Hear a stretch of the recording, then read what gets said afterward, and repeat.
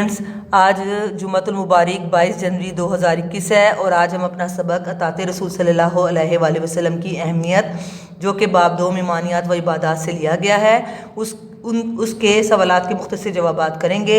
کل جو ہم نے کام کیا تھا، کل ہم نے کیا کیا تھا، اس سبق کی پڑھائی کے ساتھ ساتھ میں نے آپ کو اس کا معروضی حصہ جس میں خالی جگہ پر درست جواب پر دائرہ لگائیں اور کالم ملائیں شامل تھا، وہ ہم نے کیا تھا۔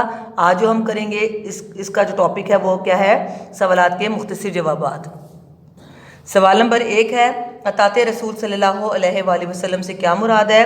جواب، اطاعت عربی زبان کا لفظ ہے جس کے معنی ہے اتباع اور فرما برداری۔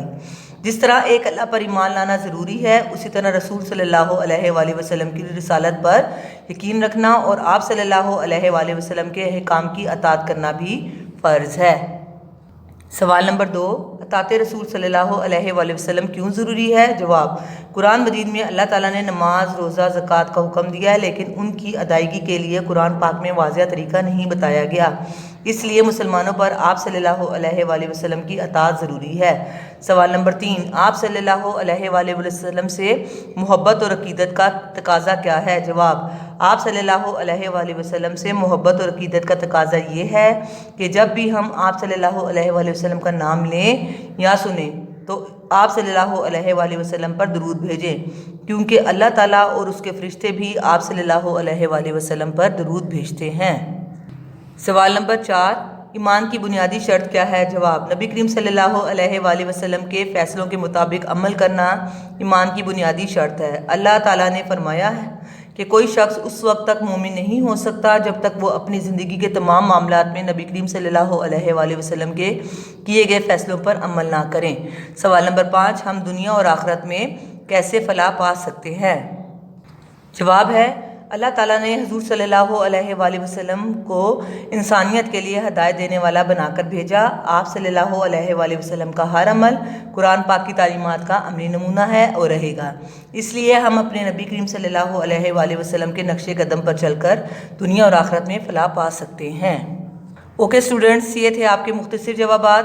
اب میں آپ کو ایک اور بات بتا دوں کہ آپ نے کام اسی طریقے سے کرنا ہے جس طریقے سے آپ کو بھیجا جاتا ہے۔ جیسے میں نے جو بلیک پین سے لکھا ہے آپ نے وہ بلیک پین سے لکھنا ہے، اور جو میں نے بلو پین سے لکھا ہے وہ آپ نے بلو پین سے لکھنا ہے۔ یعنی سبق کا نام، باب کا نام، سوالات کے مختصر جوابات جو مین ہیڈنگ ہے وہ، اور اس کے بعد سوال جو ہے آپ نے بلیک پین سے لکھنا ہے، سوالات کے جوابات آپ بلو پین سے لکھیں گے، ٹھیک ہے؟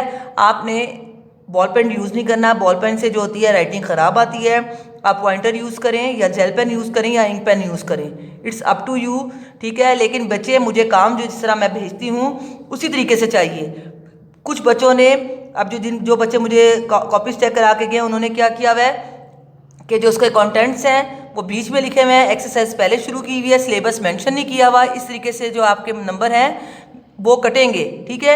ابھی جو میں نمبر لگا رہی ہوں اس کے بعد وہ نمبر میں چینج کروں گی آن لائن رزلٹ پہ، لیکن بیٹے جس طریقے سے کام بھیجا جا رہا ہے یہ آپ لوگ اگر میرا ساتھ دیں گے تو آپ لوگ کامیاب ہو سکتے ہیں، میرا اس میں کوئی فائدہ نہیں ہے۔ جس طریقے سے میں کام بھیج رہی ہوں بیٹے اس طریقے سے کیا کریں، اور آپ لوگ یاد بھی ساتھ ساتھ کیا کریں، اور کائنڈلی کاپیز چیک کروانے آپ آ جائیں تاکہ آپ کی جو غلطی ہے ہم آپ کو فیس ٹو فیس بتا دیں، اور اس کے بعد آپ کو جب اسکول آئیں تو اسیسمنٹ کی صرف تیاری کے لیے آپ کے پاس ہو ٹائم، آپ کا یہ نہ ہو کہ آپ کا کوئی چیز مسنگ ہے یا آپ کے پاس وہ نوٹس نہیں ہے یا آپ نے جو کام ہے وہ صحیح طریقے سے نہیں کیا ہوا۔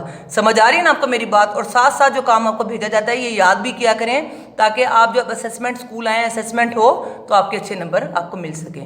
اوکے، اللہ حافظ۔